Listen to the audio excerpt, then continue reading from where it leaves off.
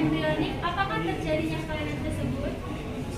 Saya nanti akan menjawab pertanyaan tersebut. Jadi dari hasil diskusi kami menemukan bahwa fase yang mempengaruhi peristiwa tersebut ialah fase gastrulasi. Mengapa? Karena fase gastrulasi merupakan perkembangan zigot di mana blastula terbenam dalam satu lendir uterus. Bagian embrioblast membentuk lapisan ektoderm, mesoderm, dan endoderm, di mana salah satunya akan mempengaruhi pertumbuhan tempurung kelapa.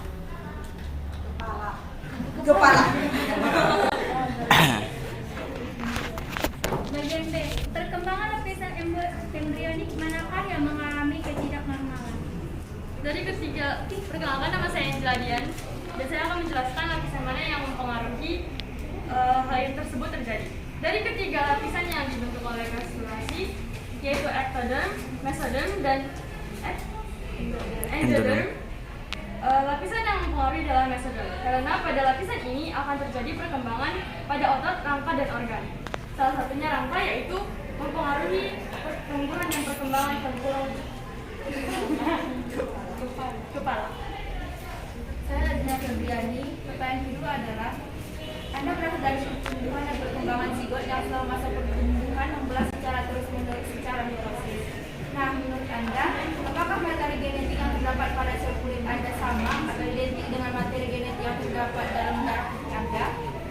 Saya Dita Maria Bali akan menjawab soal nomor 2A.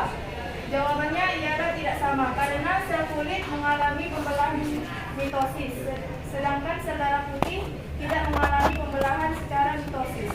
Apakah materi genetik yang terdapat pada sel kulit Anda sama atau identik dengan materi genetik pada zigot Anda? Saya Mariana akan menjawab 2B. Jawabannya iya, karena materi genetik sama dengan zigot memiliki fungsi yang sama, yaitu untuk mewariskan sifat. Saya Nurinja, di sini saya membacakan soal nomor 3.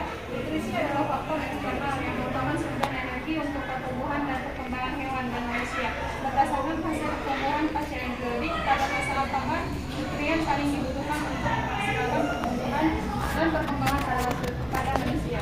Nama saya Angelina Nurpatari. Di sini saya akan menjawab pertanyaan nomor 3. Jawaban kami adalah saat bayi dan remaja. Alasannya adalah saat balita lah pertumbuhan yang paling pesat dalam tubuh manusia. Perkembangan otak dan tubuh terjadi sangat pesat di fase ini. Kesalahan di tahap ini akan berdampak besar pada pertumbuhan dan perkembangan seseorang di masa depan. Nah, nutrien digunakan untuk proses pertumbuhan ini, oleh karena itu makanan bayi sangat diperhatikan. Saya Najwa Rahma. Nah, remaja juga merupakan fase yang mengalami pertumbuhan yang pesat. Oleh karena itu, nutrisi yang dibutuhkan sangat penting. Jadi, remaja juga merupakan fase yang membutuhkan banyak nutrisi untuk menjamin pertumbuhan yang maksimal dan baik. Demikianlah presentasi kami pada hari ini. Saya Nagla, saya akhiri dan salam. Wassalamualaikum warahmatullahi wabarakatuh.